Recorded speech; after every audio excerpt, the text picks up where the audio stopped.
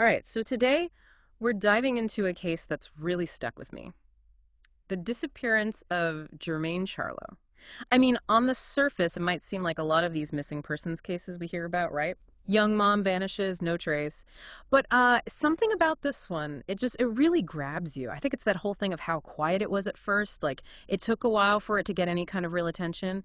And then, bam, it's suddenly all over the media. Yeah, you're right. That's one of the first things that jumps out at you when you look into this case. Statistically speaking, it's pretty unusual for a missing person case to go cold for this long, especially one that eventually gets this level of attention. There's usually a reason for that initial lag. And that's something we're going to be exploring today. Like, why did it take so long for Germaine's case to gain momentum?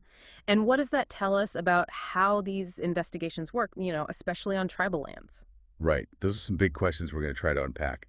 But before we get too deep into that, let's make sure everyone's up to speed on the basics. Definitely. So, for those who might not be familiar, Germaine Charlo, she was 23 years old at the time she disappeared, lived on the Flathead Reservation in Montana, mother of two little boys, pretty active on social media from what our sources say. Seemed like she had, a lot of life ahead of her. And then June 16th, 2018, she's out in Missoula for the night. Yeah. And she just vanishes. Yeah, just gone. And what's even more unnerving is that her whole digital footprint goes dark with her, which in this day and age, I mean, that's a huge red flag. Right, it's like she just stepped off the grid. So let's rewind a bit. Talk about those last known hours before she disappeared. What do we know about what she was doing that night? Well, we have some pretty detailed information from various sources, actually. Like surveillance footage from the Badlander bar shows her there, socializing with some people. Then around midnight, she walks out with Michael DeFrance, the father of her children. And that's the last time anyone can definitively place her anywhere. Wait, so we have her on video leaving with him and then nothing. It's almost like she just, I don't know, stepped into thin air. Right. It's baffling. You have this clear image of her leaving with someone, and then poof. And what's even crazier is how the initial police response was handled. From what I've read, her family wasn't exactly impressed with how things were going at first. Yeah, a lot of sources mention this feeling that her case wasn't taken seriously right away. It wasn't until public pressure started mounting and the media got involved that things really started moving. So, was it just a matter of resources or was there something else going on? It's hard to say for sure, but it definitely speaks to a bigger problem, especially when we're talking about cases involving missing and murdered Indigenous women. We'll dig into that more later, but it makes you wonder, right? Would the response have been different if Germaine wasn't Native American? That's a really unsettling thought, but it's a question we have to ask. I mean, did her background play a role in how her case was initially handled? It's hard not to consider that possibility. But before we go down that road, let's talk about Germaine's relationship with Michael DeFrance. This is where things start to take a darker turn, right? Absolutely. Yeah. What we're seeing in the sources is a clear pattern of domestic violence.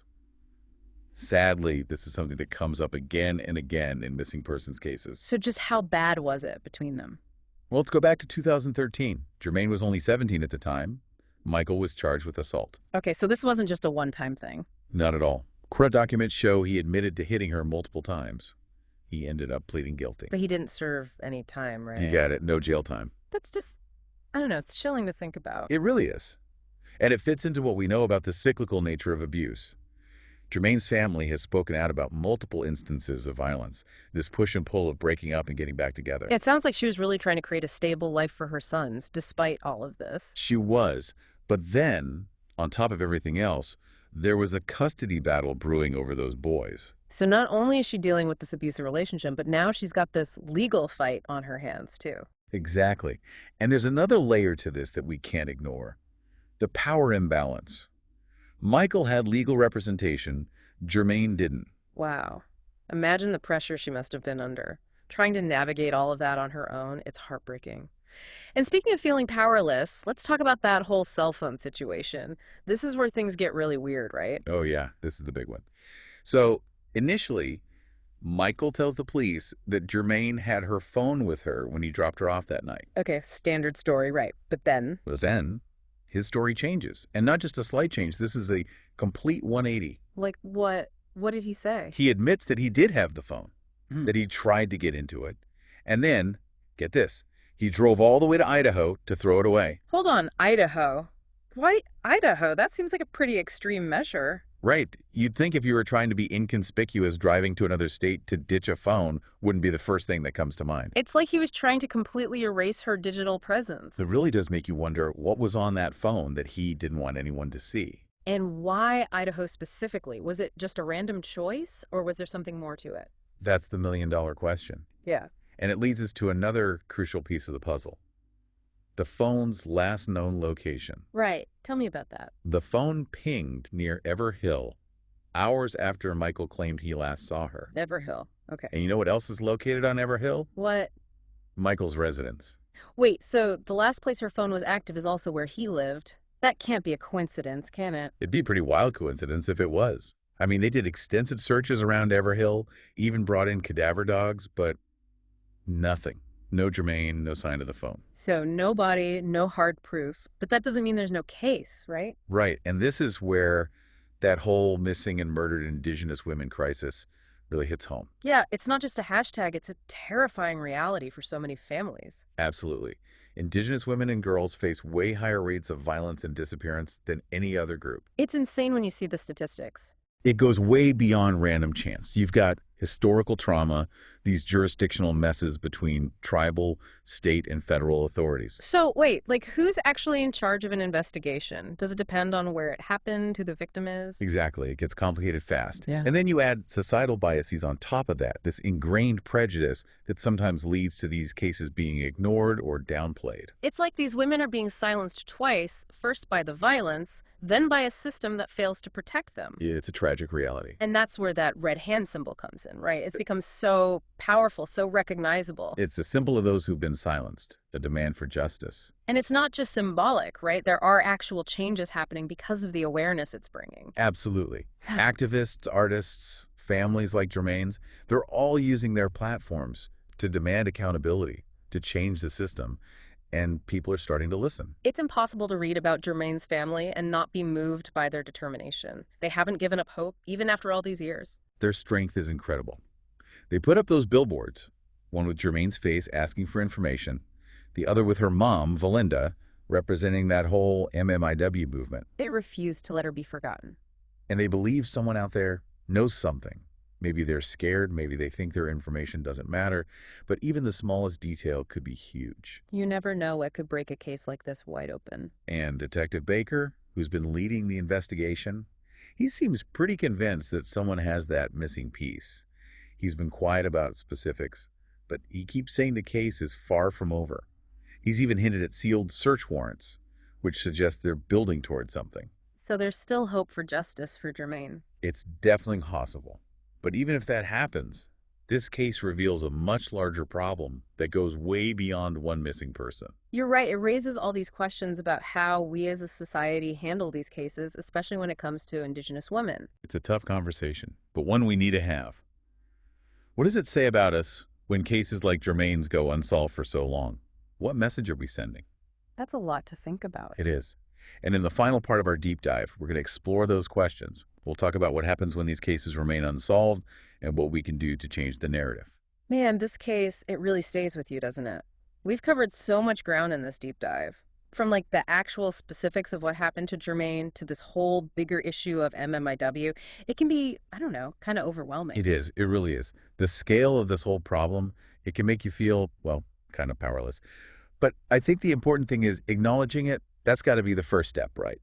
Understand the issue so we can actually start doing something about it. Yeah. Okay. So what can we do? Like, it can't just be about feeling bad. We need action. Absolutely. Hmm. There are concrete steps everyone can take to make a difference. First and foremost, educate yourself. You got to dig into the history, the systemic stuff that makes Indigenous women and girls so vulnerable in the first place. I bet a lot of our listeners, they're already informed about the case itself, but maybe not the full context. Right, exactly. And there are so many great resources out there, documentaries, books, podcasts even, that can really open your eyes to what's going on. So it's not just about reading an article or two. We need to, like, actually engage with this stuff. Exactly. And then share it, talk about it, challenge people who just dismiss the issue. You got to amplify the voices that are often silenced. Support the organizations doing the work on the ground, whether it's legal aid, search and rescue, or just being there for the families. Yeah, even donating to a good organization, that can help. Absolutely. And don't forget the political side of things. Contact your representatives.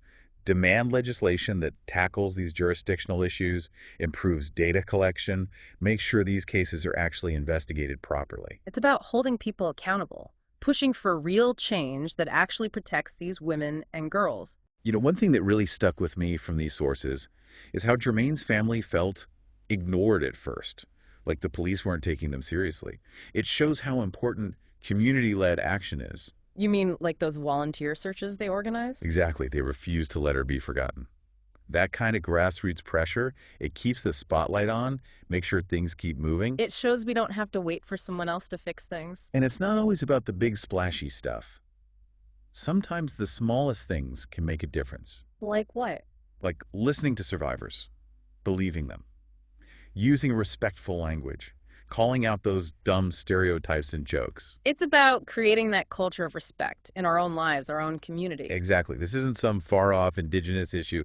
It's a human rights issue, Yeah. and it demands our attention. So as we wrap up this deep dive into Germaine's case, I want to leave you with this. What are you going to do to make sure her story and all the others like it aren't forgotten? How will you contribute to a future where these women are valued, protected? It's a question we all need to answer, not just with words, but with actions. And if you have any information about Germaine's disappearance, anything at all, please reach out to the Missoula Police Department. You can find their info on our website. That smallest detail, it could be the one that brings justice for Germaine and her family. Silence is not an option here. We all have a part to play. Thanks for joining us on this deep dive. See you next time.